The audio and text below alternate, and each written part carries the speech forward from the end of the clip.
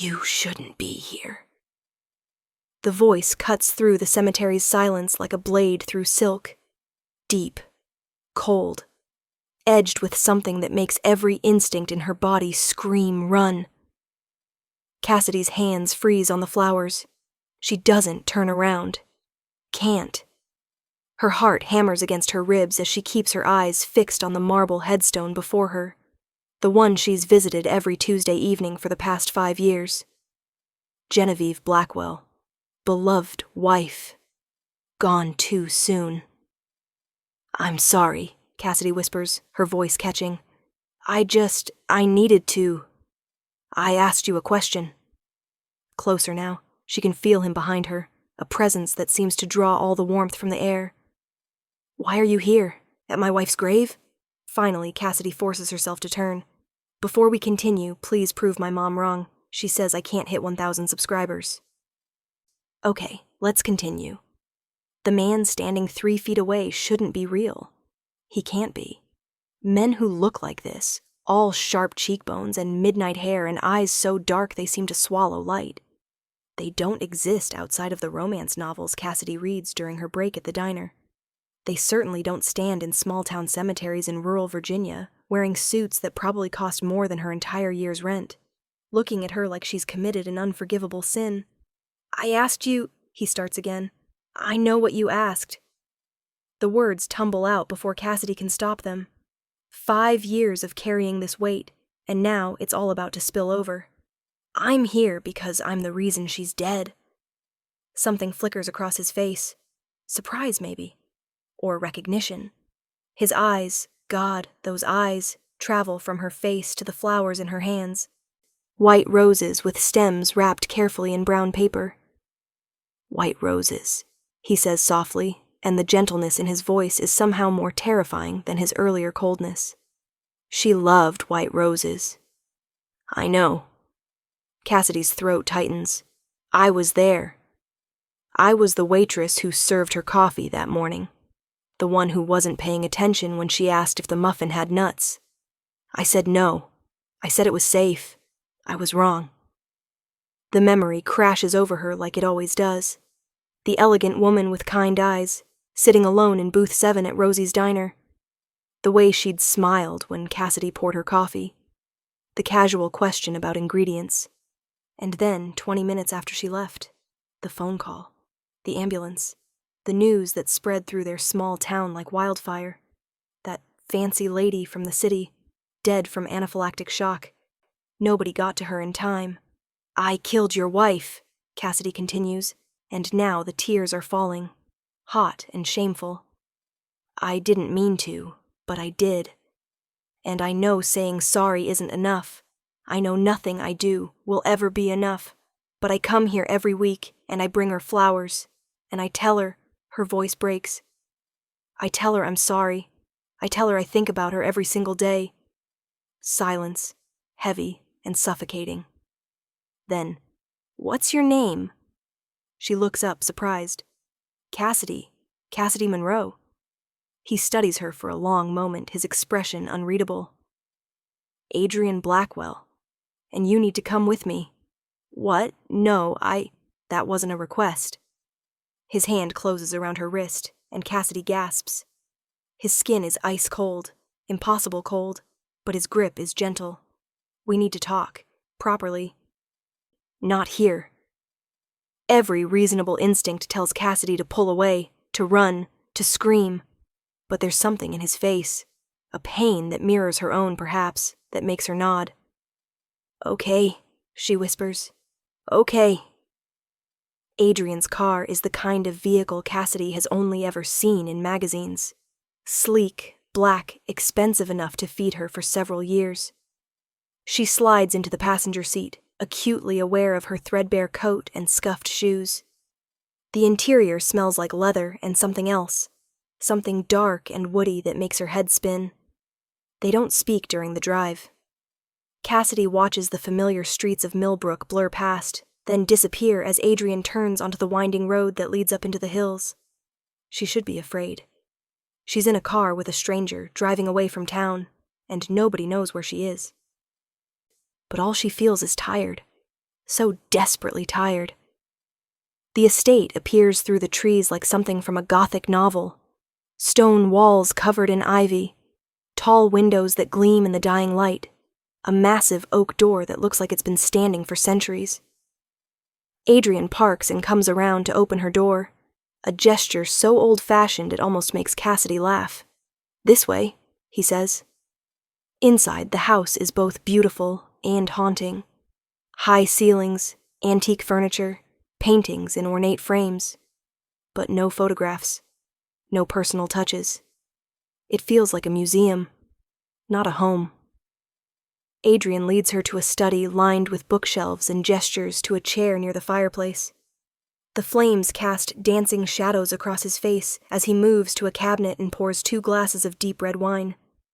"I don't drink," Cassidy starts to say, but he presses the glass into her hand anyway. "You'll want it for this conversation." He settles into the chair across from her, cradling his own glass. "Tell me everything, from the beginning." So she does.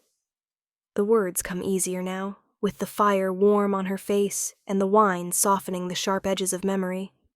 She tells him about that morning at the diner, how busy they'd been, how she'd grabbed the wrong muffin from the kitchen, the one with walnuts instead of the one without. She tells him about the guilt that eats at her every single day, how she saved every penny for months to buy that first bouquet of flowers, how she learned Genevieve's favorite flower had been white roses, how she's visited the grave every Tuesday for 5 years, rain or shine, speaking to a woman who can't hear her, seeking forgiveness she knows she doesn't deserve. "I lost my job after it happened," Cassidy says quietly.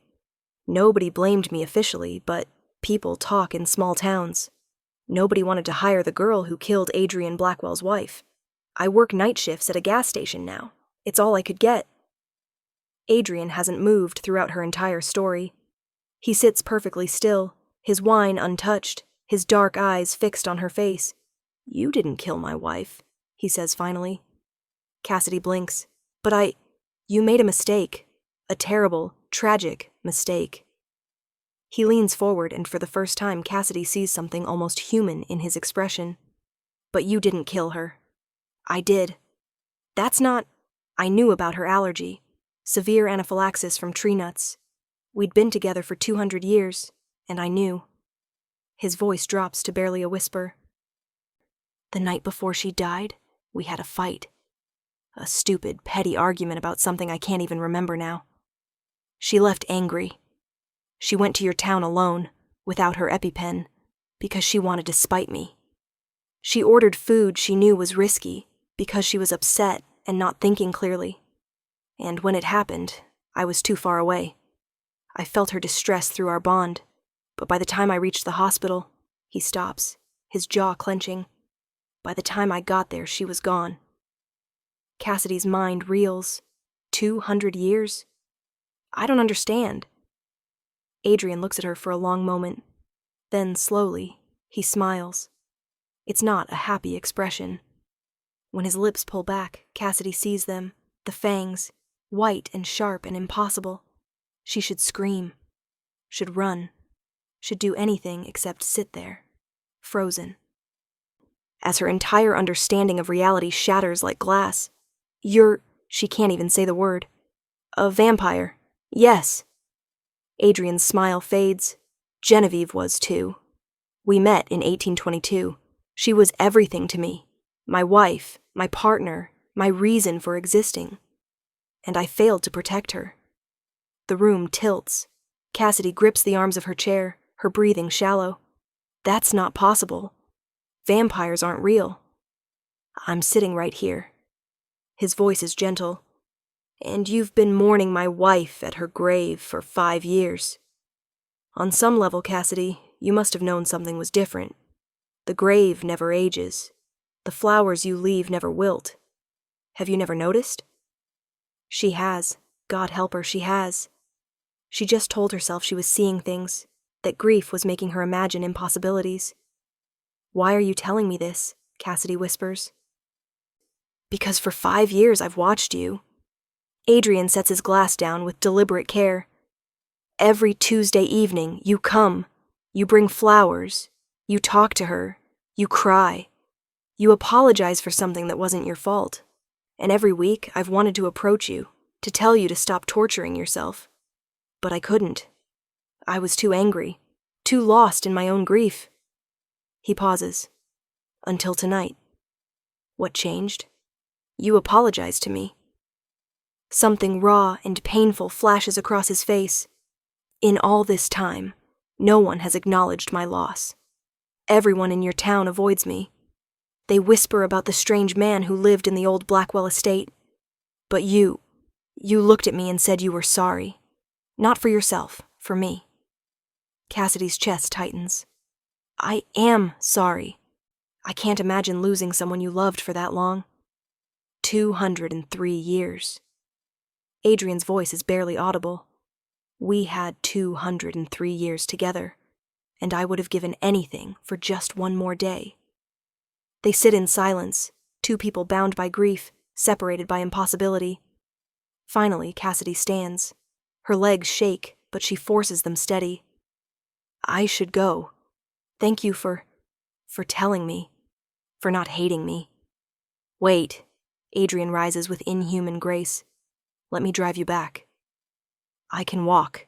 It's not far. It's 8 miles. And it's dark. His expression softens slightly. Please, let me do this one thing. The drive back to town is quiet. Cassidy stares out the window, her mind spinning with everything she's learned. Vampires, immortality, love that spans centuries. It's too much. It's all too much. Adrian pulls up outside the gas station where Cassidy works the graveyard shift. The neon lights cast harsh shadows across his face, making him look almost human. Almost. Cassidy, he says as she reaches for the door handle. Will you still visit on Tuesdays? She looks at him surprised. Do you want me to? Yes. The word is soft but absolute. I think Genevieve would have liked you, and He stops, something complicated crossing his face. I would like to not be alone in remembering her. Cassidy nods slowly. Okay. I'll be there next Tuesday. Good. Adrian's hand moves as if he wants to reach for her, then drops back to the steering wheel. Be careful, Cassidy Monroe. This world is more dangerous than you know. She slips out of the car and watches him drive away, his taillights disappearing into the darkness. The next Tuesday, Cassidy arrives at the cemetery with white roses and finds Adrian already there. He's standing before Genevieve's grave, one hand resting on the marble headstone, his expression distant. Hi, Cassidy says softly. He turns and something in his face eases. You came. I said I would. They stand together in silence, two mourners sharing space. Then Adrian speaks, his voice low and remembering. She loved terrible puns, he says. The worse they were, the harder she'd laugh. And she collected teacups from every place we traveled. We have thousands of them in the estate. She refused to throw any away, even the chipped ones. Cassidy finds herself smiling. She sounds wonderful. She was. Adrian's fingers trace the carved letters of Genevieve's name. What about you? Tell me something real about yourself. Not about guilt or grief. Something that makes you you. No one has asked Cassidy that in years. She thinks for a moment. I write stories. Nothing serious, just little things on my phone during slow shifts at work. About women who go on adventures. Who find magic in ordinary places. What kind of magic? The kind that makes them brave. Cassidy sets her roses down carefully. The kind that helps them believe they're worth saving. Adrian looks at her, really looks at her, and Cassidy feels something shift in the air between them. Will you have dinner with me? He asks abruptly. Tomorrow night, not to discuss Genevieve. Just dinner. Cassidy should say no, should keep the careful distance between them. But standing here in the fading light, with this impossible man who loved someone for 2 centuries, she finds herself nodding. Okay, she whispers. Tomorrow. Dinner becomes dinners. Tuesday cemetery visits become Tuesday visits, followed by long conversations in Adrian's study. Slowly, carefully, something grows between them. something neither of them quite knows how to name. Adrian tells her about his world, about vampire society, the courts and councils, the ancient laws, the eternal politics. He's not just any vampire, Cassidy learns. He's a lord, one of the oldest and most powerful of his kind. He rules over the entire Eastern Territory, with absolute authority, though he's barely touched his duties since Genevieve's death. I was born in 1643, he tells her one evening as they sit before his fireplace. Turned in 1668 by a vampire who saw something useful in me. I've watched empires rise and fall. I've seen technologies invented that seemed like magic. But in all those years, nothing compared to loving Genevieve. Cassidy, curled in her usual chair with a cup of tea, studies his profile in the firelight. Do you think you'll ever love someone else? Adrian's expression goes carefully blank. I don't know. I thought I'd have eternity with her. I never considered. He stops. After 5 years, I'm only now beginning to understand that I have to keep existing, whether I want to or not. That must be lonely. It is. He looks at her then, something intense in his gaze. Less so recently. Cassidy's heart skips. She sets her tea down with trembling hands. Adrian, I know. He looks away. I know this is complicated. You're human. I'm not. You came into my life because of tragedy, and I'm still... His voice cracks slightly. I'm still grieving. So am I, Cassidy says softly. I've been grieving for 5 years. Grieving for a woman I barely knew, for a life I destroyed, for a version of myself that died that day in the diner. She takes a shaky breath. But being here, with you, it's the first time I've felt like maybe I could be someone new. Someone who made a terrible mistake, but isn't defined by it forever. Adrian stands abruptly, moving to the window. His reflection in the glass is faint, barely there. I'm dangerous, Cassidy. My world is dangerous. The vampire courts are watching me, waiting to see what I'll do now that I'm alone. There are those who would use anyone close to me as leverage, as a weapon. Then we'll be careful. It's not that simple. Nothing worth having is simple. Cassidy joins him at the window.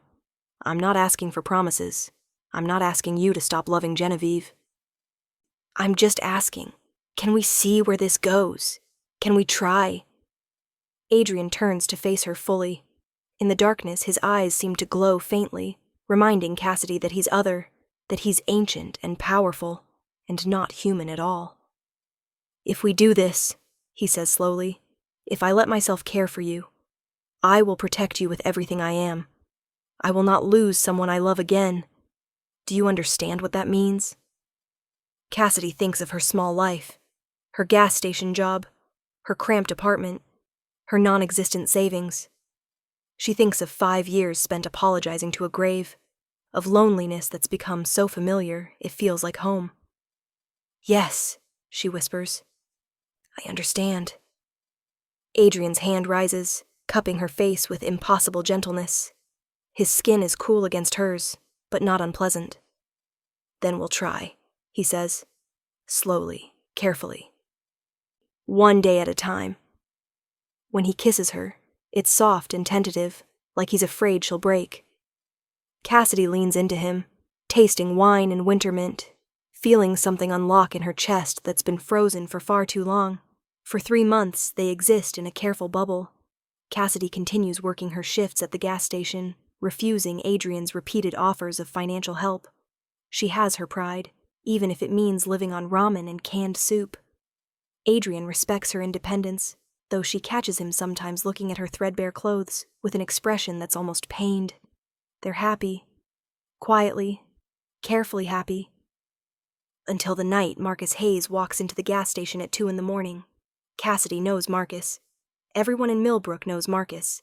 He's the mayor's son, a man who's never worked an honest day in his life, but somehow always has money. There are rumors about his business dealings, ugly rumors about drugs and gambling and people who crossed him and disappeared. Well, well, Marcus drawls, leaning against the counter with a smile that doesn't reach his eyes.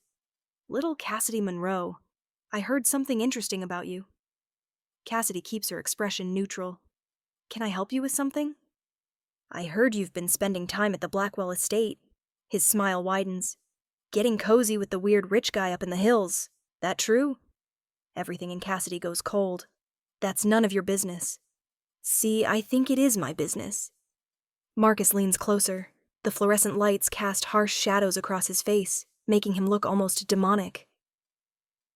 Because I've been trying to get a meeting with Adrian Blackwell for months. Guy owns half the county, but he won't take my calls. Won't see me. Acts like he's too good for us regular folks. His eyes narrow. But apparently he's not too good for a disgraced waitress who kills people with muffins. The words hit like a physical blow. Cassidy's hands clench under the counter. Get out. I don't think so. Marcus pulls out his phone, tapping the screen. See, I did some research. Adrian Blackwell is connected to some very powerful people. Very wealthy people. The kind of people who could make certain problems of mine disappear. And I think you're going to help me get a meeting with him. No. No? Marcus laughs. Sweetheart, you don't have a choice. You're going to call your boyfriend and set up a meeting. Or, I'm going to make sure everyone in this town remembers exactly what you did 5 years ago. I'll remind them how you murdered an innocent woman. How you're too incompetent to work anywhere except this shithole.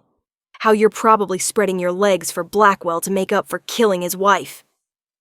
Rage floods through Cassidy, hot and righteous. Get out! Marcus's expression turns ugly.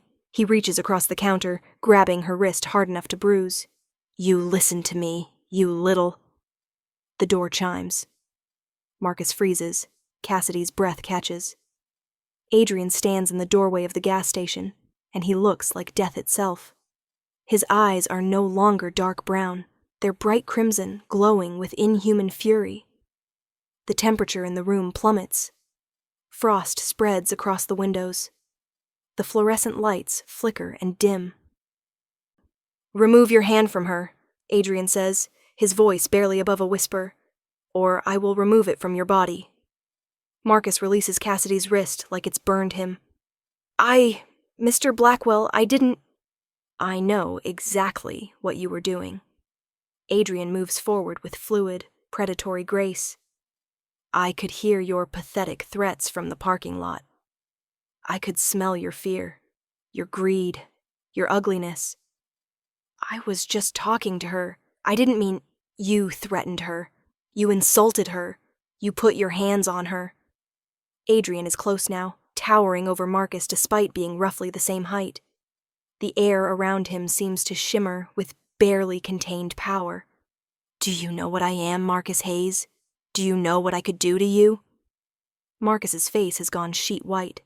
You're a vampire, Adrian confirms softly.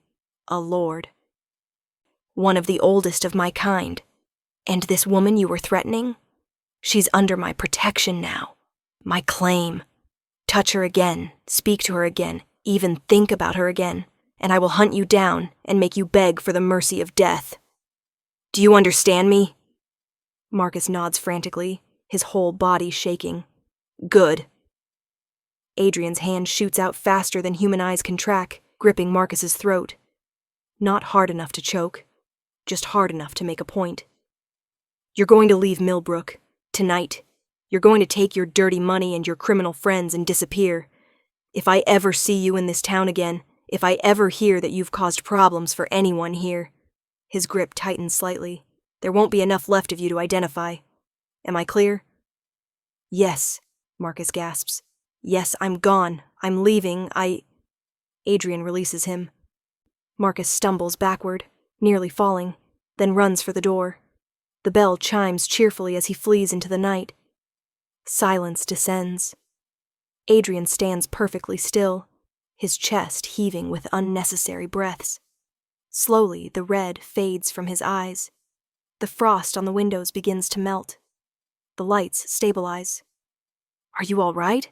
His voice is back to normal, gentle, concerned, human. Cassidy realizes she's crying. He called me. I know. I heard. Adrian moves around the counter, pulling her into his arms. He's wrong. Everything he said was wrong. You're not defined by one mistake. You're not... His voice breaks slightly. You're brave and kind and far stronger than you know. Cassidy buries her face against his chest, breathing in his scent, letting his cold skin ground her. You claimed me. In vampire terms. What does that mean? It means you're mine to protect. Adrian pulls back just enough to look at her face. It means any vampire who harms you will answer to me. It means, he hesitates, it means I'm acknowledging to the world that I care for you, that you matter to me. Do I? Cassidy whispers. Do I really matter to you? Yes. The word is absolute. You matter so much, it terrifies me. She kisses him then, there in the harsh fluorescent light of the gas station, and Adrian responds with a desperation that speaks of months of restraint breaking down. His hands frame her face like she's something precious, something rare, and Cassidy realizes with stunning clarity that she's falling in love with him. Maybe she's been falling this whole time. You can't keep working here, Adrian says an hour later. After the manager arrives for the morning shift and Cassidy clocks out, they're sitting in his car in the parking lot, dawn just beginning to paint the sky pink. Marcus will tell people what I am, what I did. Let him! Cassidy's voice is firmer than she feels. No one will believe him. They'll think he's crazy. Some will believe. The old families in Millbrook, some of them remember? Their grandparents knew what I was. Adrian's fingers drum against the steering wheel. It's going to get complicated, dangerous. Then I'll be careful. Cassidy? No. She turns to face him fully. I'm not going to run and hide. I'm not going to quit my job and lock myself in your estate like some damsel in a tower. I've spent 5 years punishing myself, making myself small, accepting less than I deserve. I'm done with that. Adrian's expression softens. You're remarkable. You know that? I'm just tired of being afraid. Cassidy reaches for his hand, lacing her fingers through his. Teach me about your world, about how to protect myself. Make me strong enough to stand beside you instead of behind you. You're already strong enough. But there's pride in Adrian's voice. Though if you truly want to learn, there are ways. Protections I can give you. Wards. Marks. He pauses. It would hurt. And it would bind you to me in ways that can't easily be undone. Tell me what that means. All of it. So he does. He tells her about vampire bonds, how they can share power, extend protections, create connections that transcend normal human limitations. He tells her it would involve blood, his blood, and ancient rituals, and marks that would mark her as his in ways the vampire world would recognize. It's not the same as turning you, Adrian explains carefully. You'd still be human, still age and live and die as humans do. But you'd have some of my strength, my speed, my ability to sense danger, and other vampires would know. They'd know you were mine, that harming you would mean war with me. Cassidy thinks of Marcus's threats, of 5 years spent powerless and afraid, of all the ways the world has taught her she's small and breakable and disposable. I want it, she says. I want the bond. Are you certain? Once it's done? I'm certain. She meets his eyes. I'm tired of being vulnerable. I'm tired of being something to be threatened and used. And she takes a shaky breath. I trust you, completely. Something blazes in Adrian's expression. Hope, maybe, or joy, or something too big to name. Tonight, he says. Come to the estate tonight. I'll prepare everything. I'll make sure it's done right. Okay. Cassidy leans across the center console, kissing him softly. Tonight. The ritual takes place in Adrian's study, with candles burning and ancient texts laid open on his desk. He explains each step carefully, making sure Cassidy understands what's about to happen. The blood part makes her nervous, but she forces herself steady. This will hurt, Adrian warns, holding a small silver knife. But I'll be with you the entire time. I'll take the pain as much as I can. He's not wrong about the pain. When he makes the small cut on her palm, then his own, and presses them together, the power that floods through her is agony and ecstasy at once. Cassidy gasps, her vision whiting out, every nerve in her body lighting up like fire.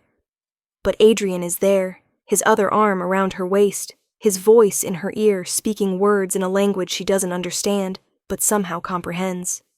Promises. Protection. Power. When it ends, Cassidy collapses against him, shaking and sweating. But she feels it, the change. She feels stronger, sharper, more real than she's ever been. Look, Adrian whispers, turning her toward a mirror. In the candlelight, Cassidy sees the mark on her wrist, a delicate pattern like frost on a window, glowing faintly silver. Beautiful. Permanent. It's done, Adrian says softly. You're bound to me now. Protected by me. And his voice catches. I am bound to protect you with everything I am, for as long as I exist. Cassidy turns in his arms, seeing the matching mark on his wrist. I don't regret this. Good. Adrian's kiss is deep and claiming, because now you're mine, Cassidy Monroe, and I don't let go of what's mine. They make love that night for the first time, slow and reverent and perfect. Adrian treats her like she's something sacred, something worth cherishing, and Cassidy feels years of shame and guilt finally begin to fall away. Word spreads fast in small towns. Within a week, everyone in Millbrook knows that Marcus Hayes left suddenly in the middle of the night, and that Cassidy Monroe is somehow involved with the mysterious Adrian Blackwell. The whispers start, speculation, gossip, judgment. Cassidy endures it all with her head high. She shows up for her shifts at the gas station, wearing the silver mark on her wrist like armor. When people mutter, she ignores them. When old acquaintances cross the street to avoid her, she keeps walking. But it's hard, harder than she expected. They hate me, she tells Adrian one evening, curled against him on his enormous bed. They look at me like I'm something shameful. Then they're fools. Adrian's fingers trace patterns on her spine. But if you want to leave Millbrook, go somewhere new, somewhere no one knows our history. No. Cassidy sits up. I'm not running, not anymore. Then what do you want? She thinks for a long moment. I want them to see. I want everyone who's whispered about me, everyone who's judged me, everyone who's made me feel small. I want them to see that I'm not the person they think I am. Adrian's smile is slow and dangerous. I can arrange that. 3 weeks later, Adrian hosts a gala at his estate. He invites everyone of importance in the county, politicians, business leaders, old money families. He makes it clear that attendance is expected, that this is a political event, a reopening of the Blackwell estate after years of mourning. He also makes it clear that Cassidy Monroe will be at his side. The night of the gala, Adrian sends a stylist and a rack of designer dresses to Cassidy's apartment. She chooses a deep emerald gown that fits like it was made for her, probably because it was.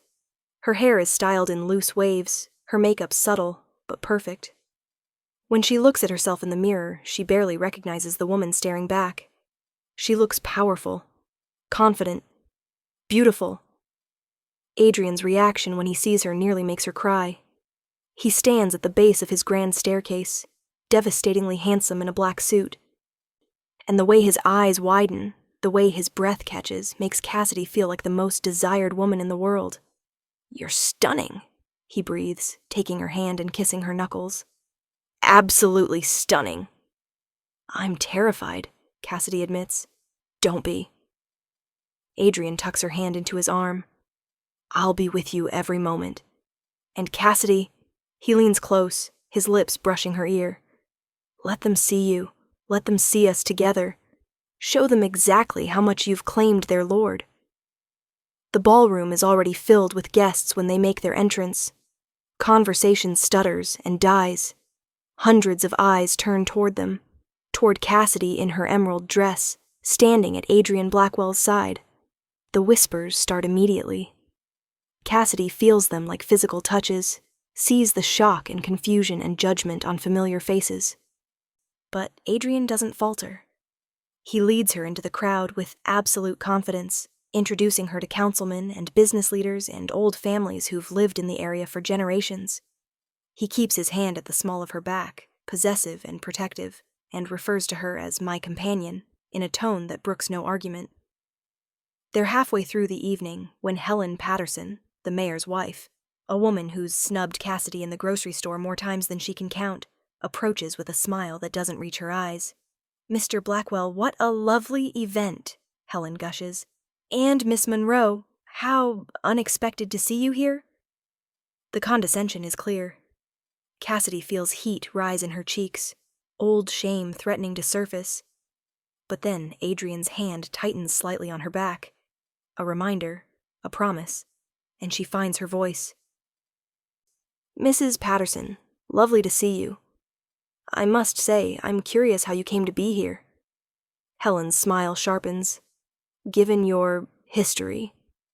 "My history?" Cassidy keeps her voice level. Well, the unfortunate incident with Mrs. Blackwell. I'm sure Mr. Blackwell must be very forgiving to allow— That's enough." Adrian's voice cuts through the conversation like a blade. The temperature drops noticeably. Several nearby guests turn to stare. "You will not speak to Cassidy that way. Not here. Not anywhere." Helen's face goes pale. "I didn't mean—" "You meant exactly what you said." Adrian steps forward slightly, placing himself between Cassidy and Helen. "Let me make something absolutely clear to you and everyone else here. Cassidy Monroe is under my protection. She is my companion, my partner, and someone I value beyond measure. The next person who treats her with anything less than absolute respect will find themselves answering to me personally. Do you understand?" The ballroom has gone completely silent. Everyone is watching. Helen looks like she wants to disappear into the floor. "I understand," she whispers. "Good." Adrian turns back to Cassidy, his expression softening. "Would you like some air?" She nods, not trusting her voice. They slip out onto a balcony overlooking the gardens. The night is cold and clear, stars brilliant overhead. Cassidy wraps her arms around herself, trying to stop shaking. "That was," she starts, "necessary." Adrian moves behind her, wrapping his arms around her waist. "You needed them to see, to understand that you're not alone. That you're protected by someone who will burn down anyone who harms you." Cassidy leans back against him. "You're terrifying when you want to be. Only when someone threatens what's mine." He presses a kiss to her temple. "Are you all right?" "I'm better than all right." Cassidy turns in his arms. "Thank you for defending me, for claiming me in front of everyone." "I will always defend you." Adrian cups her face gently. "I love you, Cassidy. I know it's complicated. I know I'll always carry Genevieve in my heart, but I love you too. Differently, perhaps, but no less deeply." The words steal her breath. "I love you too," she whispers. "I think I've loved you since that first Tuesday. You let me grieve with you." They kiss as music drifts from the ballroom, soft and sweet. When they return to the party, people look at Cassidy differently. There's respect now, maybe even a little fear, but no more condescension, no more judgment. She stands at Adrian Blackwell's side for the rest of the evening, and for the first time in 5 years, Cassidy feels like she belongs somewhere, like she's someone worth protecting, worth loving. Life changes after the gala. Adrian insists Cassidy move into the estate. For safety, he says, though they both know it's about more than that. She keeps her job at the gas station for a few more months, but eventually enrolls in online college courses with Adrian's encouragement. She starts writing more seriously, her stories growing bolder and more confident. They visit Genevieve's grave together now, every Tuesday. Adrian speaks of his late wife with love, but without the crushing grief that defined him for so long. Cassidy adds her own memories, things Adrian has told her, until she feels like she knew Genevieve too, in a strange way. "I think she'd approve," Adrian says one evening as they stand before the grave. "Of us. Of you. She always said I needed someone who could challenge me, who wouldn't let me sink too far into darkness. I hope so, Cassidy says softly. I know so. Adrian takes her hand, the one bearing his mark. She sent you to me. I'm sure of it. 5 years of you coming here, keeping her memory alive, refusing to let your guilt destroy you. You were preparing. For this. For us. Cassidy looks up at him, this impossibly old vampire lord who chose her, who claimed her, who loves her despite everything. Do you think we get another 200 years? No. Adrian's smile is gentle. You're still human.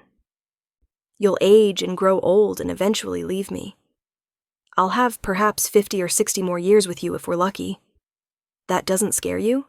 It terrifies me. He pulls her close. But I've learned that love is worth the inevitable pain. That temporary doesn't mean meaningless. I'd rather have 50 years with you than eternity without you. They stand together in the fading light, two people bound by tragedy and choice, by love and impossibility.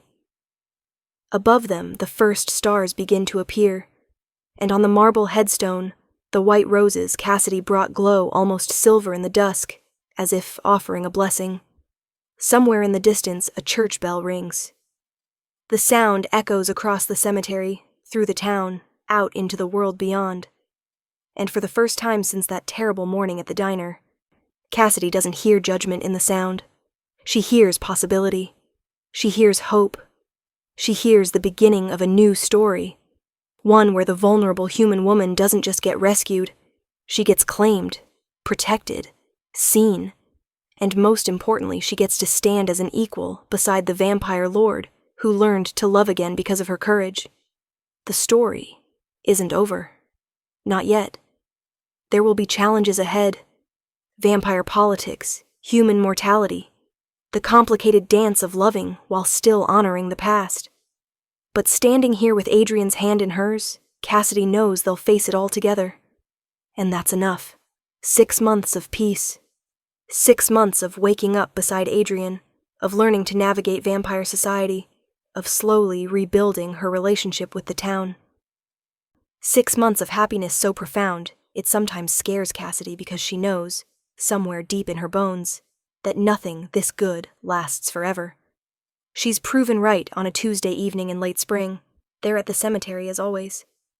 Cassidy is arranging fresh white roses while Adrian stands a few feet away, speaking softly to Genevieve about a council meeting he attended last week. The ritual has become comfortable, natural, a way of honoring the past while building their future. Which is why Cassidy doesn't immediately register the 3 figures approaching through the headstones. Adrian does. His entire body goes rigid, his hand shooting out to grip Cassidy's arm. Get behind me, he says, his voice completely devoid of warmth. Now. Cassidy looks up and her blood turns to ice. The 3 figures are dressed in expensive clothes, old-fashioned but impeccably maintained. A woman in a burgundy dress that looks like it belongs in a museum. 2 men in dark suits that somehow seem to absorb light. All 3 have the same unsettling beauty Adrian possesses, the same predatory grace. Vampires. Ancient ones, if Cassidy has learned anything about reading power. Adrian Blackwell, the woman says, her voice like honey over broken glass. How domestic you've become. Visiting graves, keeping pets. The casual cruelty in the word pets makes Cassidy's hands clench, but Adrian's grip tightens in warning, keeping her still. Valentina. Adrian's voice is carefully neutral. You're far from your territory. The European Council doesn't have authority here. Oh, we're not here officially. Valentina's smile is all teeth.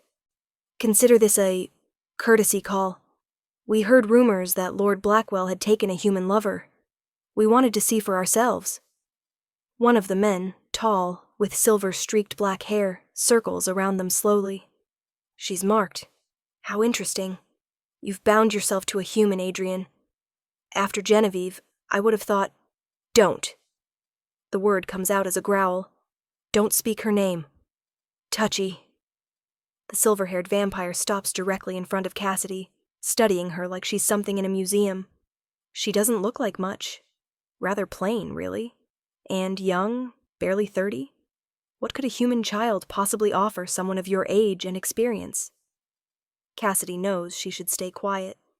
Every instinct Adrian has trained into her over the past months screams at her to let him handle this, to not provoke ancient vampires who could kill her without effort. But she's spent too long being dismissed, being called worthless, being treated like she doesn't matter. I offer him something you clearly lack, Cassidy says, meeting the vampire's eyes. The ability to move forward instead of staying frozen in the past. The temperature plummets. Frost spreads across the grass. The silver-haired vampire's eyes flash crimson. Careful, little human. That mark might protect you from lesser creatures, but there are limits. Enough, Nikolai. Valentina steps forward, waving her hand dismissively. The human has spirit. I can appreciate that. Her gaze shifts to Adrian, but spirit won't protect her from what's coming. Adrian's posture shifts slightly, a fighter preparing for battle. What do you want, Valentina? To warn you. Valentina's expression turns serious. The High Council is concerned. You've neglected your duties for 5 years. You've isolated yourself. And now you've bound yourself to a human, made yourself vulnerable in ways that could affect the entire Eastern Territory. She pauses. There are those who believe you're no longer fit to rule, who think your grief has made you weak.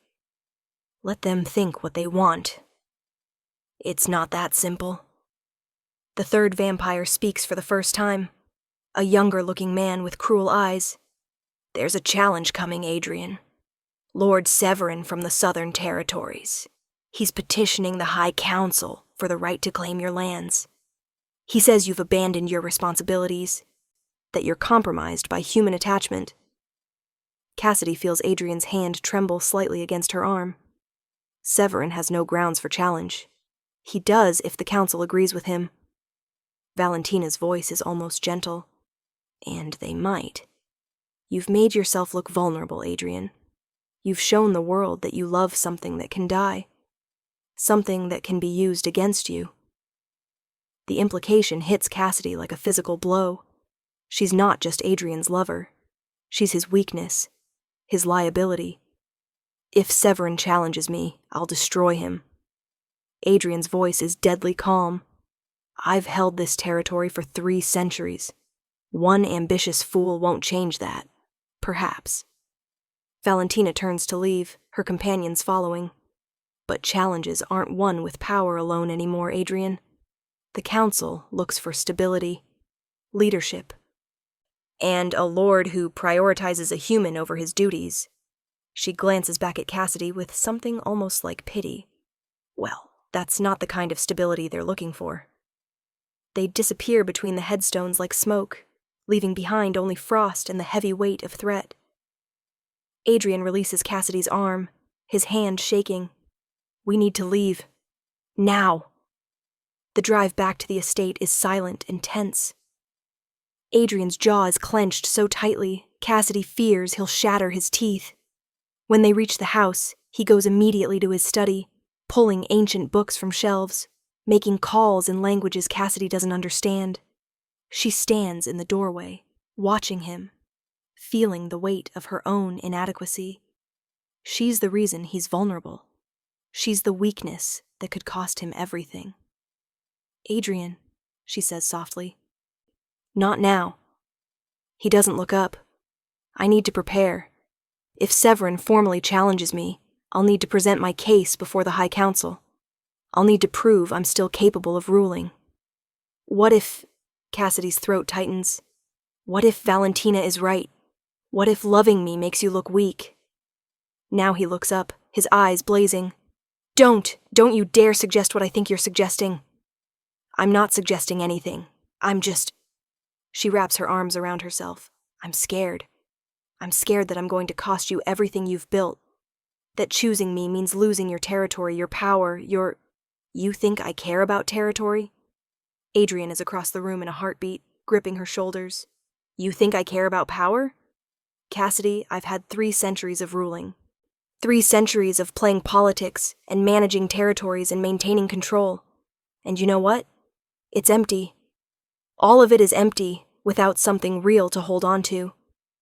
But if Severin takes your territory, then I'll fight him and win. And if somehow I don't, his grip gentles, then I'll still have you, and that will be enough. It won't be enough. Tears burn Cassidy's eyes. You need purpose. You need responsibility. I can't be the reason you lose everything. Adrian pulls her against his chest, and Cassidy can feel the unnecessary breaths he takes, the way he's trying to center himself. You're not going to be the reason for anything. We'll face this together. But even as he holds her, Cassidy knows the truth. The vampire world doesn't care about love. It cares about strength. And right now, she makes Adrian look anything but strong. Over the next 2 weeks, the situation escalates rapidly. Lord Severin formally files his challenge with the High Council. Adrian receives summons to appear before them to defend his right to rule. Rumors spread through vampire society, whispers that the great Adrian Blackwell has been compromised by human attachment, that he's no longer the fearsome lord who once controlled the Eastern Territories with an iron fist. Adrian buries himself in preparation.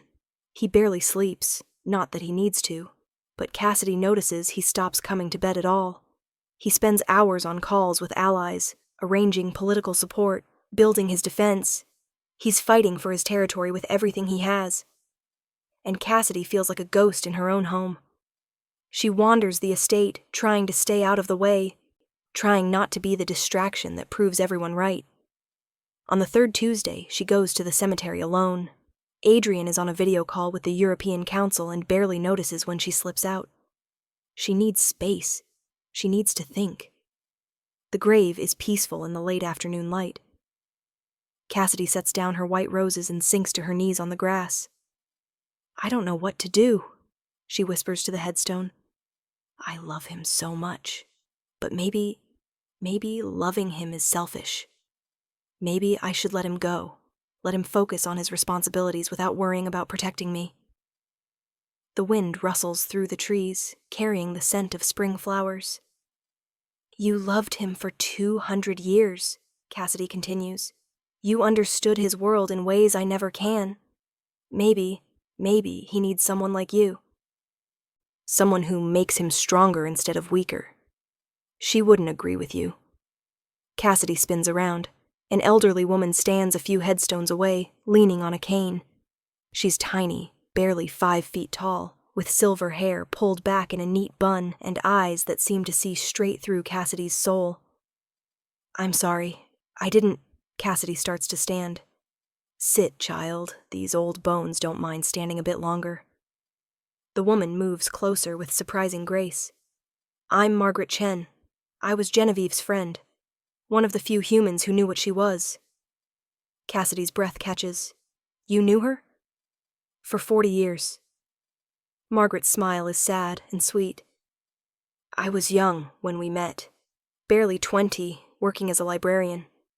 Genevieve came in every week, always reading, always curious. We became friends before I knew what she was. And after I found out, she chuckles softly, well, she made sure I understood that monsters come in many forms, and very few of them have fangs. She sounds incredible. She was. Margaret settles herself carefully on a nearby bench, gesturing for Cassidy to join her. She was also deeply in love with Adrian, completely, utterly devoted to him. And you know what she told me 3 weeks before she died?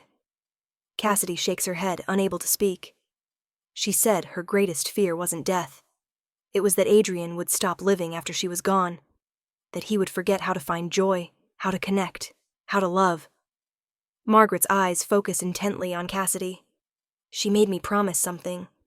She made me promise that if I ever saw him with someone new, someone who made him smile again, who brought light back into his eyes, I would tell that person not to run, not to doubt, not to let fear steal what grief couldn't. Tears spill down Cassidy's cheeks. But I'm making him vulnerable. I'm the reason. You're the reason he's strong. Margaret reaches over, patting Cassidy's hand with surprising firmness. A ruler who has nothing to lose is dangerous, child. unpredictable. But a ruler who has someone to protect? Someone worth fighting for? That's the kind of leader people follow. That's the kind of strength that can't be shaken. The High Council doesn't see it that way. The High Council is full of ancient vampires who've forgotten what it means to care about anything beyond power. Margaret's voice turns sharp, but Adrian hasn't forgotten. You've reminded him. And that's not weakness. That's the most powerful thing in the world. Cassidy looks at the elderly woman, this stranger who somehow knows exactly what she needed to hear. What should I do? Stop hiding. Stop making yourself small. Adrian chose you, not because you make him weak, but because you make him remember why power matters in the first place. Margaret stands slowly, gripping her cane. Now go home. Stand beside him, and show those ancient fools what real strength looks like. By the time Cassidy returns to the estate, night has fallen. She finds Adrian in his study, surrounded by papers, and looking more exhausted than she's ever seen him. I need to tell you something, Cassidy says from the doorway. Adrian looks up, surprise flickering across his face. You went to the cemetery alone. You know that's not safe right now. I know, I'm sorry. She steps into the room. But I needed to think. And I met someone, Margaret Chen. She said she was Genevieve's friend. Adrian's entire expression transforms. Margaret. God, I haven't spoken to her in years. After Genevieve died, I couldn't face anyone who reminded me. He stops. What did she tell you? That Genevieve would want you to be happy. That loving me doesn't make you weak. It makes you strong. Cassidy moves closer, taking his cold hands in hers. And she's right. I've been so afraid of being your weakness that I forgot. I'm also your strength. We're stronger together. Cassidy, let me finish. She takes a shaky breath. When you face the High Council, I'm coming with you. I'm standing beside you. I'm showing them exactly what they're dealing with. Not a compromised lord, but a ruler who has something worth protecting. Someone who understands that power without purpose is meaningless. Adrian stares at her for a long moment. Then, slowly, he starts to laugh. It's a real laugh, genuine and surprised, and full of something that sounds almost like hope. You want to face the High Council with me? He asks. A room full of ancient vampires who could kill you with a thought? Yes. You're absolutely insane. Probably. Cassidy grins through her tears. But I'm your insane human. And I'm done letting fear make decisions for me. Adrian pulls her into his arms, holding her so tightly Cassidy can barely breathe. I love you, he whispers against her hair. I love you so much. I love you, too. She pulls back just enough to see his face. Now show me everything. Teach me how to present myself to the council, how to stand as your partner, not just your pet. Make them see what I see, that choosing love isn't weakness. It's the bravest thing anyone can do. The hearing takes place 2 weeks later in a grand hall in New York City, neutral territory for all vampire councils. Cassidy stands beside Adrian, wearing a stunning black dress that Margaret helped her choose. The mark on her wrist is visible, glowing faintly silver in the dim light. The High Council sits on a raised dais, 7 ancient vampires who've ruled for millennia. Lord Severin stands on the opposite side of the room, flanked by his supporters, looking confident and cruel. Lord Blackwell, the head councilwoman begins. You've been challenged on grounds of negligence and compromise. How do you answer these charges? Adrian steps forward, and his voice rings clear and strong through the hall. I answer that I have protected my territory for 3 centuries. I have maintained peace, upheld our laws, and ensured the safety of both vampire and human populations under my rule. My personal life does not diminish my capability to lead. Your personal life includes a human lover, Severin interjects smoothly. A marked human, a vulnerability any enemy could exploit. How can you claim to protect your territory when you've created such an obvious weakness? She's not a weakness, Adrian's voice is steel. She's a reminder of what we're protecting. We don't rule territories for power alone. We rule to maintain balance between our world and theirs. Cassidy represents that balance. She reminds me daily why our laws matter, why peace matters, why we fight to maintain order. Pretty words, Severin sneers. But words won't protect her when your enemies come calling. Words won't. May I speak? The entire hall goes silent. Cassidy steps forward, her heart hammering, but her voice steady. The head councilwoman leans forward, curiosity evident. The human wishes to address the council? I do. Cassidy meets the ancient vampire's gaze without flinching. I know what you see when you look at me. You see a liability, a weakness, a human who will age and die and leave Lord Blackwell grieving. You're not wrong about any of that. She pauses. But you're also not seeing the whole picture. Adrian didn't choose me because I make him weak. He chose me because I survived something that should have destroyed me, and I chose to keep living anyway. He chose me because I understand loss and still believe in love. He chose me because I make him remember that power without compassion is tyranny. She turns slightly, looking at Severin. You want his territory because you see opportunity. But ruling isn't about taking power. It's about wielding it responsibly. It's about understanding that every decision affects real lives, real people. Adrian understands that because he's allowed himself to care about one person deeply. Can you say the same? Severin's expression darkens. How dare you? She makes a valid point, another council member says thoughtfully. A lord who remembers the value of individual life is less likely to make reckless decisions, less likely to risk war or exposure over pride. The head councilwoman studies Cassidy with ancient, unreadable eyes. You understand you're mortal? That you'll die and leave him alone? I understand. Cassidy's voice doesn't waver. But isn't temporary love better than eternal emptiness? Isn't fighting for something worth losing better than never fighting at all? Silence descends. The council members exchange glances, some kind of wordless communication passing between them. Finally, the head councilwoman speaks. Lord Blackwell, your human speaks with more wisdom than many immortals I've encountered, and her points are well taken. You have not neglected your territory. Reports show crime and conflict at all-time lows in your region. Your personal attachments have not interfered with your duties. She pauses. The challenge is denied. You retain your territory and title. Severin's face contorts with rage. This is absurd. He's compromised. The decision is final, the councilwoman says sharply. Challenge the ruling and face sanctions, Lord Severin. Choose wisely. Adrian's hand finds Cassidy's, squeezing gently. Relief floods through her so intensely, she almost collapses. They're dismissed shortly after. As they leave the hall, Cassidy catches Valentina watching from the shadows. The ancient vampire inclines her head slightly. Not quite approval, but something close to respect. Outside, the New York night is alive with sound and light.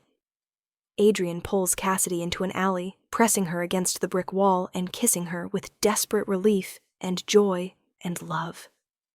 You were magnificent, he breathes against her lips. Absolutely magnificent. I was terrified, Cassidy admits. So was I. Adrian pulls back, cupping her face. But we did it. Together. Together, Cassidy echoes. They return to Millbrook the next day, to the estate that's become home, to a life that's finally, truly, theirs. That Tuesday they visit the cemetery together as always, but this time, as Cassidy places her white roses on Genevieve's grave, she feels something shift, a sense of closure, of blessing, of moving forward without forgetting the past. Thank you, Adrian says softly to the headstone, for sending her to me, for teaching me that love isn't something to fear, for giving me 200 years, and for understanding that I needed to find someone to share the years ahead. Cassidy leans against him, breathing in the spring air, feeling the weight of the mark on her wrist, proof of bond, of protection, of love chosen freely and fiercely defended. She came to this cemetery 5 years ago carrying nothing but guilt and grief. She returns now carrying hope, love, and the knowledge that she's exactly where she belongs. Not behind a powerful vampire lord, not as his weakness or his pet, but beside him, as his equal, as his strength, as his future. And that, Cassidy thinks as Adrian's arms wrap around her and the sun begins to set over Millbrook, that is more than enough. That is everything.